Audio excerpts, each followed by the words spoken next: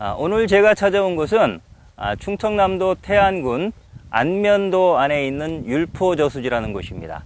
원래 공식 명칭은 대야지인데 낚시인들 사이에는 거의 율포지 또는 율포저수지로 알려져 있습니다.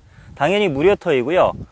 이게 보기 드물게 그 해안가에 위치해 있는 계곡형 저수지인데 좌우측으로 여러 개의 골짜기가 있습니다. 그 중에서 지금 제가 위치한 곳은 제방 우측권의 가장 큰 골짜기 중에 최상류의 자리를 잡았습니다. 오늘 이곳에서 새우와 참붕어 위주로 그걸 미끼로 사용하는 생미끼 대물 낚시를 하면서 미끼를 꿰는 방법이라든지 또 채비, 찌맞춤, 그 다음에 이 대물 낚시에 필요한 제반사항에 대해서 제가 하는 거를 기준으로 해서 그때그때 설명을 드리도록 하겠습니다.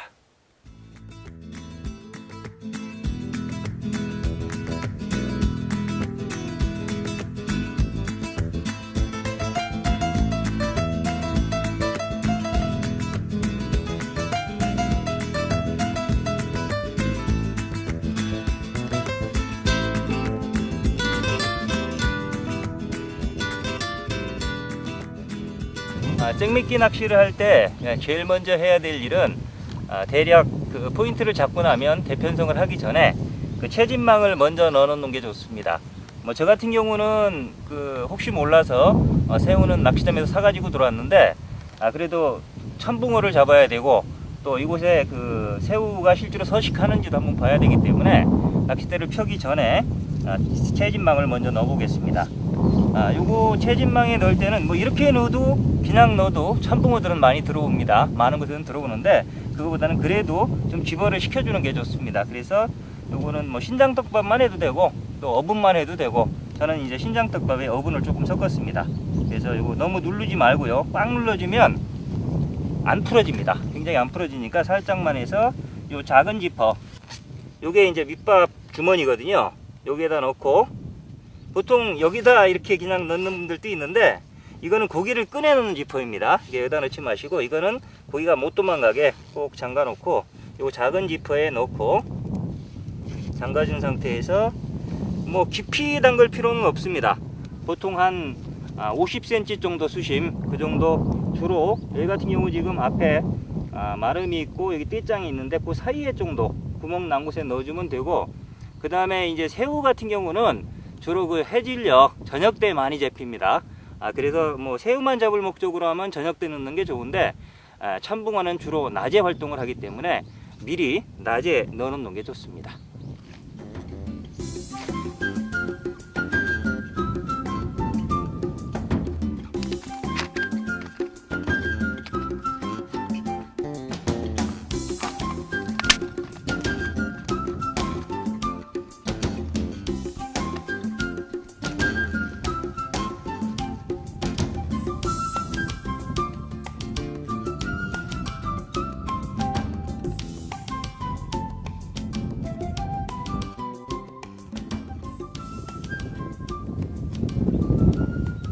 맞바람이 부는 상황에서 지금 계략적인 대편성을 마쳤습니다. 지금 여기 포인트가 바로 앞쪽에는 떼장이 있고 한 2칸대 정도까지, 그 다음에 이제 마름이 앞쪽으로 쭉 나와 있는 형태입니다. 근데 붕어말은 저 멀리에 있는데 저거는 그 포인트에는 큰 영향이 없고요. 그래서 지금 마름하고 떼장 앞에 나와 있는 걸 기준으로 해서 가운데 4칸대, 그 다음에 나머지 3, 6, 3, 2 여기 2대까지 해가지고 총 부채꼴 모양으로 9대를 편성을 했습니다. 수심은 계략적으로 대충 보면 한 1.5에서 1.8m, 오른쪽은 약간 깊고, 그래서 이제 제가 오른쪽은 좀 긴 장찌를 썼고 왼쪽에는 좀 수심이 낮습니다. 여기는 한 1m 30 정도 되는 것 같고, 그래서 이쪽에는 또 마름도 마름 포인트에 넣어야 되기 때문에 이쪽 4개는 단찌를 사용할 예정으로 있습니다. 지금 계략적인 대편성을 했으니까 지금부터 일단 그 새우를 먼저 달아서 한번 낚시를 시작해 보도록 하겠습니다.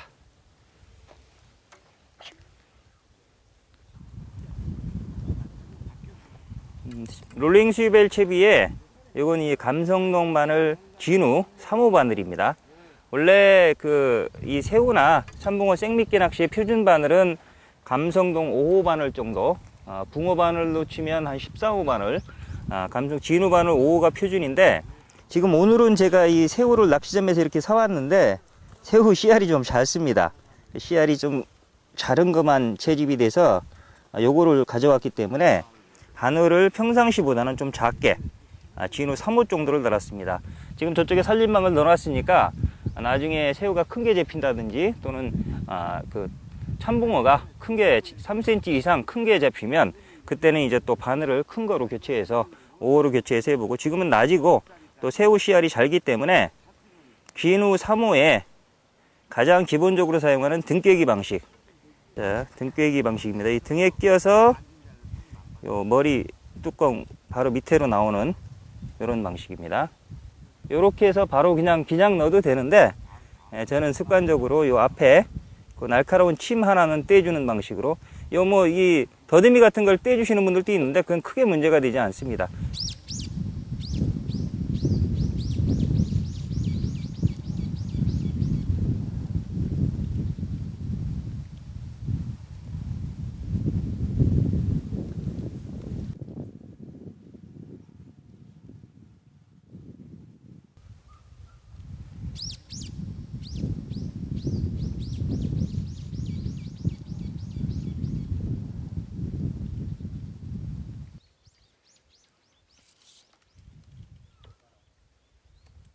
지금 9대에 모두 새우 한 마리씩 다 끼어가지고 1000미끼가 투여가 됐습니다. 저는 지금 9대를 편성을 했는데 마침 주위에 낚시하시는 분들도 없고 또 자리가 넉넉하기 때문에 욕심껏 이렇게 편성을 했는데, 이 대물 낚시나 생미끼 낚시를 처음 하시는 분들은 굳이 뭐 9대, 10대 이런 형식에 얽매일 필요는 없을 것 같습니다. 그냥 포인트 여건이 되는 대로, 만약 이렇게 굳이 9대 10대를 피려고 하다 보면 특히나 늦게 도착한 경우에 대편성하다 시간 다 지나가고 체력 다 빠지고 그럽니다. 그러니까 그냥 포인트가 나오는 대로 뭐 5대도 좋고 7대도 좋고 그 정도로 편성을 하시면 되고, 5대 이상을 편성을 했을 경우에는 조금 이렇게 뒤로 물러 앉는 게 좋습니다. 의자를 충분히 뒤로 빼서 물러 앉아야만 이게 한눈에 딱 보이거든요. 그렇지 않으면 떡밥 낚시 하듯이 가까이 앉아 있다 보면 옆에가 안 보이기 때문에 설사 이 짧은 데에 찌들이 올라오더라도 놓치는 경우가 많습니다. 그래서 낚싯대도 뺏기고 그런 경우가 많은데, 그러니까 가능하면 이렇게 다대 편성을 했을 경우에는 좀 의자를 빼고 넉넉하게 뒤로 앉아서 전체를 관망할 수 있도록 그렇게 하셔야 될 것 같고, 지금 제가 그 낫케미를 오른쪽에는 원래 당사 낫케미를 쓰고 지금 왼쪽에 이거 노란 형광케미를 달았는데, 요거는 원래 그 무게 조절용으로 요걸 열어서 이렇게 열리게 되어 있거든요. 그럼 요 안에 이게 쇠구슬이 5개가 들어가 있더라고요. 그래서 쇠구슬을 뭐 뺄 수도 있고 더 추가함으로써 무게 조절을 하는 무게 조절용 케미입니다. 기능성 케미입니다. 그렇게 나온 건데, 저희 같은 경우는 어차피 그 핀도레의 쇠링으로 그 찌맞춤 무게 조절을 하기 때문에 그 쇠링의 의미는 이게 쇠구슬로 무게를 조정하는 건 의미가 없습니다. 그래서 큰 처음엔 관심이 없었는데, 혹시나 싶어서 제가 쇠구슬을 다 빼내고 무게를 달아봤더니 요 무게가 당사 낫케미 무게하고 똑같습니다. 0.16g으로 똑같습니다. 그래서 이렇게 긴 데를 치는 경우 또는 수초가에 바짝 붙이고 그래서 또는 눈이 나쁘신 분들, 낮에 그러신 분들은 요거는 무게는 같으면서 이 일자형 케미보다 조금 크거든요. 그래서 시인성이 좋습니다. 그래서 그런 환경에서는 그 방울형 케미, 요 케미를 무게 조절형 케미를 써보셔도 좋을 것 같습니다. 저 같은 경우는 지금 근데 요것도 역시 그 역광은 안 됩니다. 빛이 투과가 되질 않습니다. 그래서 역광이 되는 케미는 당사 낫케미밖에 없습니다. 그래서 이렇게 지금 같은 경우 오른쪽에 해가 있는 경우거든요. 그래서 오른쪽에 있는 4개는 빛이 투과되는 당사 낫케미를 썼고, 왼쪽에 있는 5개만 요 그 방울형 케미를 써서 잘 보이도록 그렇게 했으니까 눈이 나쁘신 분들은 요 케미를 한번 써보시는 것도 좋을 것 같습니다.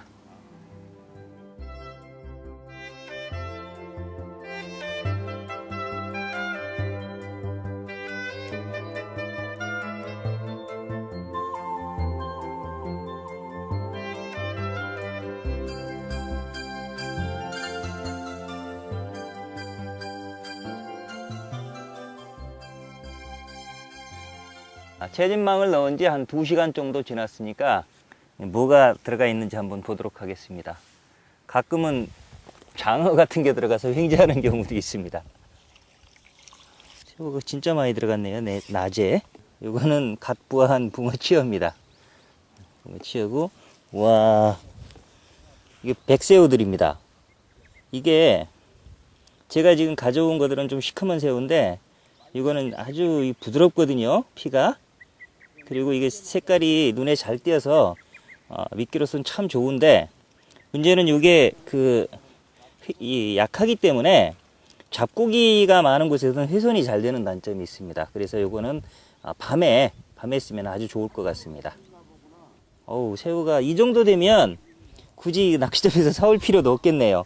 이 정도 이렇게 많으면 그냥 이 수초 근처를 뜰채로, 고운망 뜰채로 뜨는 것만으로도 낚시할 정도는 충분히 채집이 됩니다. 이거 이 김장 담가도 굉장히 좋은 새우입니다.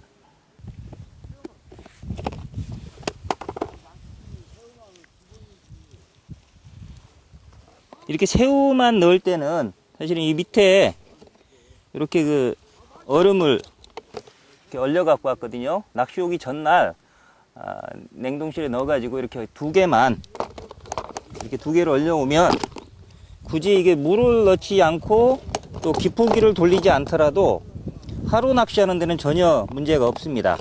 근데 이제 이게 만약에 참붕어를 넣는다면 여기다 물을 채워야 됩니다. 그렇지 않으면 죽기 때문에. 네, 지금은 참붕어만 없고 새우만 있는 상태이기 때문에 새우 있을 때는 물을 굳이 넣을 필요가 없습니다. 밑에 찬 얼음만 있으면 이건 하루 정도는 충분히 살릴 수가 있습니다.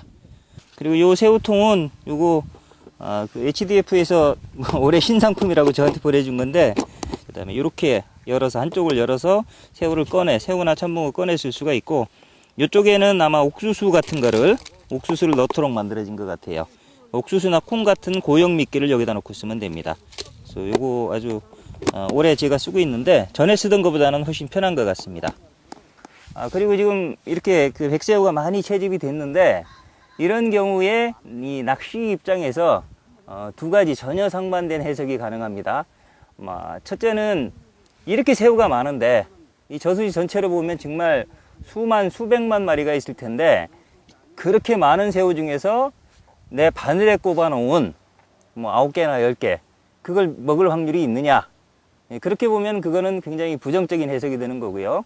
또 반대로 보면 새우가 이렇게 많으니까 평상시에 새우를 많이 먹던 습관이 있어서 거부감 없이 쉽게 새우에 반응을 할 거다, 그런 해석이 가능한데, 물론 새우가 없는 곳에서도 낚시는 됩니다. 그렇지만 통계적으로 보면 새우가 많이 서식하는 곳, 그런 곳에서 새우가 잘 먹거든요. 그래서 보통 새우빨이 잘 먹는다 이렇게 표현을 하는데, 그런 관점에서 보면 새우가 안 잡히는 것보다는 잘 잡히는 게 낚시하는데 오히려 호재로 작용을 할 것 같습니다.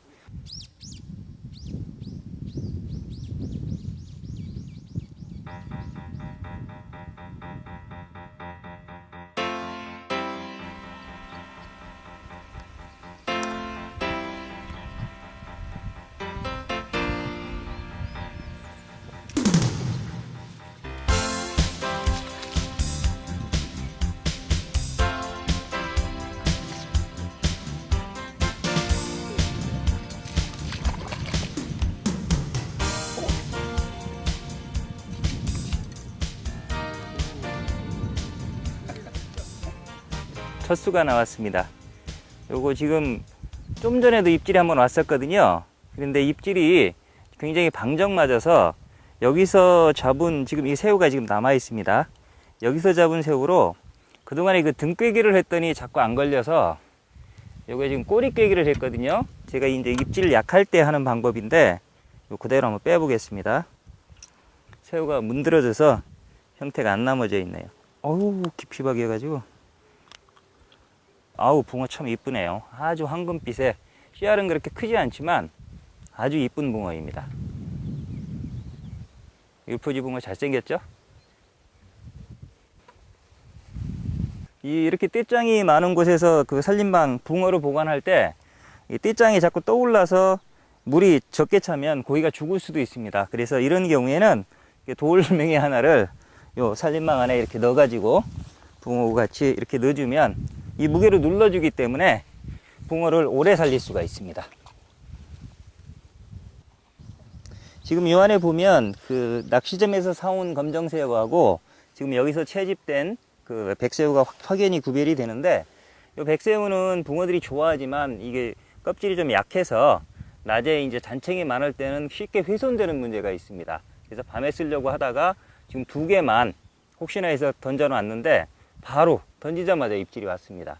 근데 요렇게 훼손이 잘 된다든지 또는 그 허챔질이 나올 때, 입질이 약할 때, 또 제가 작은 바늘 쓸 때 이 꿰는 방법이 등깨기 방법이 아니라 이렇게 꼬리 꿰기를 하는데, 꼬리 사실은 백깨기입니다. 꼬리를 이용한 백깨기인데 꼬리를 이렇게 잘라내고 요 바늘로 요 꼬리 잘라낸 부분을 요 부분에 꼽아서 등을 쭉 따라가는 겁니다.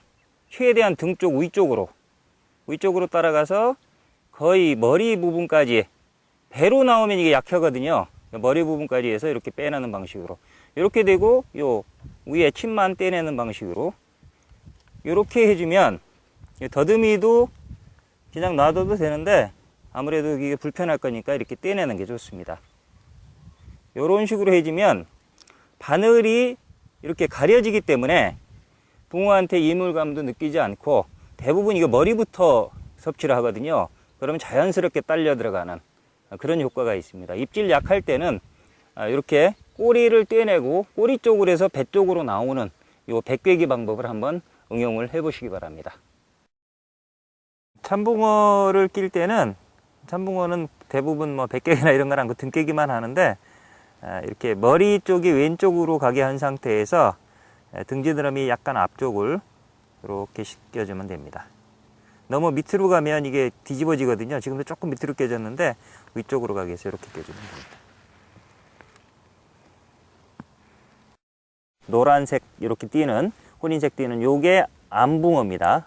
이렇게 암컷이고, 이렇게 잉어처럼 비늘이 이렇게 조밀한 거, 날씬하고, 요게 이제 수컷입니다. 붕어 미끼로는 암컷이 참 잘 됐습니다.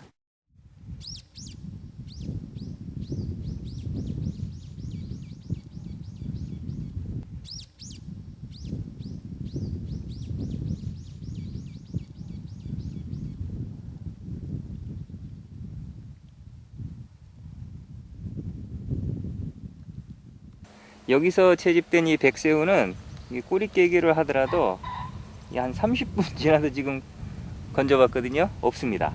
그 정도로 빨리 훼손이 되니까 요거 특히나 이 낮에 사용할 때는 떡밥 낚시 한다는 생각으로 자주 갈아줘야 될 것 같습니다.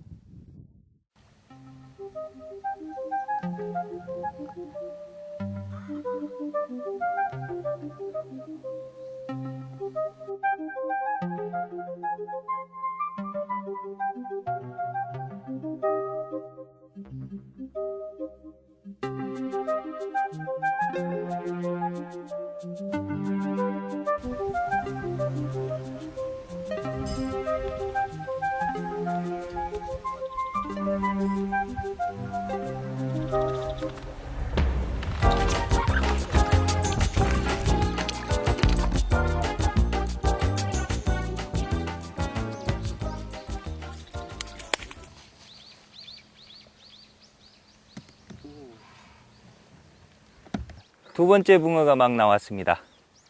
이것도 이 자상새우를 썼는데 이거는 옆에 걸렸네요. 새우는 없어지고, 이게 계곡지 붕어답게 아주 늘씬하게 색깔도 이쁘고 아주 잘생겼습니다. 8치는 넘고 9치 정도 되는 것 같습니다. 오른쪽에 가장 짧은데 2.4칸대에서 왔습니다. 지금 막 그 2마리째 잡았는데, 제가 이제 사용하는 채비, 뭐 아까 보여드렸지만 다시 한번 설명을 드리겠습니다. 대물 생미끼 낚시를 어렵게 생각하시는 분들이 많은데, 뭐 특히나 이렇게 롤링 스위벨 채비를 사용할 때는 전혀 어렵게 생각할 필요가 없습니다. 전에 좁쌀봉돌 채비 같은 경우는 이 중간에 떡밥 낚시라도 생미끼 낚시로 바꾸려면 좁쌀도 큰 거로 바꿔야 되고 또 바늘이 바뀌니까 찌맞춤 자체가 달라져서 전부 다 찌맞춤을 다시 해야 되는 그런 어려움이 있었는데, 지금 이런 롤링 스위벨 채비를 사용하면 그대로 사용하면서 밑에 바늘만 바꿔주면 됩니다. 그러면 롤링 스위벨을 기준으로 바늘 없이 찌맞춤을 했기 때문에 바늘이 아무리 큰 바늘을 달더라도 찌맞춤을 다시 할 필요가 없습니다. 또 하나는 이 대물 낚시, 특히나 이 생미끼 낚시를 생각을 할 때 많은 분들이 이 생미끼 낚시는 채비도 좀 둔해야 되고 찌맞춤도 무겁게 해야 된다, 그렇게 생각을 하시는데, 이 부분은 장막 낚시를 하시는 전문 대물 낚시인과 대부분의 1박 2일 낚시를 해야 되는 주말 낚시인과는 구별을 해야 된다고 생각을 합니다. 왜냐하면 적어도 4박 5일 이상, 심지어는 29박 30일 이런 식으로 그 장박 낚시 하시는 분들은 사실은 월척급, 그러니까 월척급 중에서도 35 이하는 거의 의미를 두지 않습니다. 오히려 그런 분들은 그분들한테 의미 있는 것은 그냥 사자, 자기 기록을 갱신하는 그런 데만 의미가 있기 때문에 오히려 정말로 입질을 최대한 억제를 시켜서 잔붕어, 허리급 이상 35 이상은 먹지 못하도록 이제 그렇게 일부러 채비를 갖춥니다. 그런 분들한테는 그게 맞는 얘기인데, 대부분의 낚시인들은 주말 낚시인들이거든요.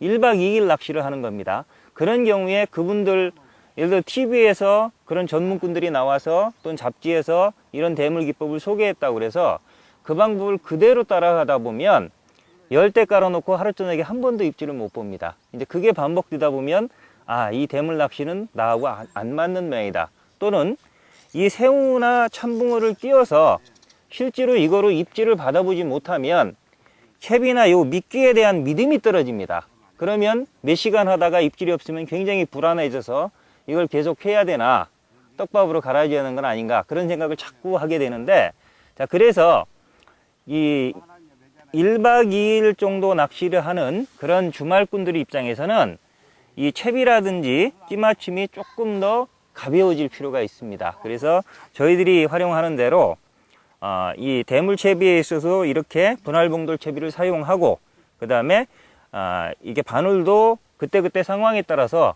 활성도가 좋고 큰 고기를 잡고 싶을 때는 진호 5, 6호 정도 크게 사용하고 미끼도 크게 사용하시고, 그 다음에 8치 9치라도 좀 입질을 받고 싶다, 그런 경우에는 바늘도 한 진호 3호 정도, 진호 3호면 붕어 바늘로 한 10호 정도 됩니다. 그 정도 바늘을 사용하시고, 그 다음에 이 새우나 참붕어도 한 2cm에서 3cm 정도로 작은 거를 사용하시는 게 빨리 입질을 받을 수 있는 방법입니다.